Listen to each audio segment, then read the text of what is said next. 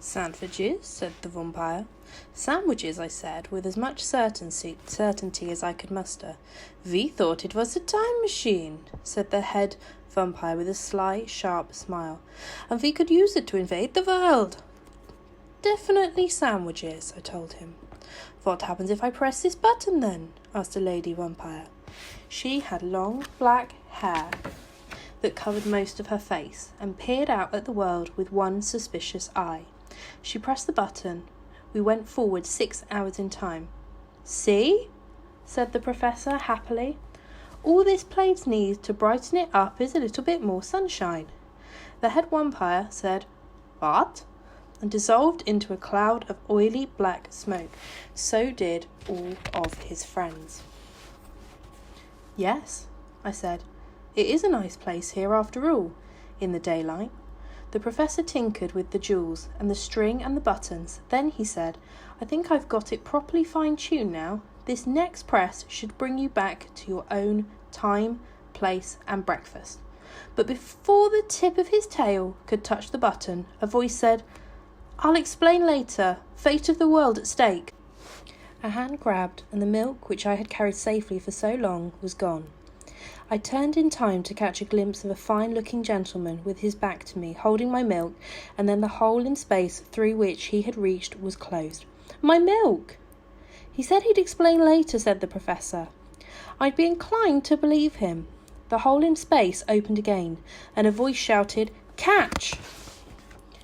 And the milk came rocketing through. Fortunately, the milk struck me in the stomach, and in clutching my hands to my belly, I caught the milk. There, said the professor. Everything is back to normal. Well, he did say he'd explain later, I pointed out, and that wasn't much of an explanation. But it's not later yet, said Professor Stagg. It's still now, and it won't be later until later. He was arranging pebbles and stones and string on top of the time machine box. Final coordinates entered, he said, and then it's off to your house for breakfast. Does that mean there's a stegosaurus in a hot air balloon outside? I asked my dad. There is not, he said, for reasons that will become apparent. I think that there should have been some nice vampires, said my sister wistfully. Nice, handsome, misunderstood vampires. There were not, said my father. Would you like to press the button? Said Professor Stagg. I pressed the red button. There was an ear-popping noise and a flicker of years, and I was floating in a balloon basket above the corner of Marshall Road and Fletcher Lane. I could see our house from above. I could see the bicycle in the back garden. I could see the rabbit hutch. We're here, I said, and I patted Professor Stagg on the back ridge plates.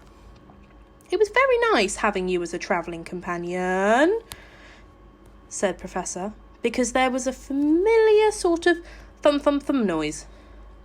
And before I had a chance to press the red button, we were deposited, balloon and all, on an enormous metal deck of a flying saucer with a number of very grumpy-looking green gobbly people staring at us with too many eyes. They did not look pleased. Ha-ha! Said several green globby people at the same time. You thought you had escaped from us, and you were wrong. Now, you must sign the planet over to us so that we can remodel it. We will take out all the trees for a start and put in plastic flamingos. Why? We like plastic flamingos. We think they are the highest and finest art from art form the Earth has achieved. And they are tidier than trees.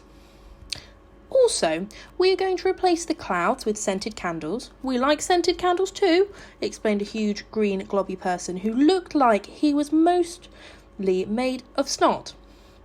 We also like decorative plates, said another. We will put a decorative plate up where the moon is now.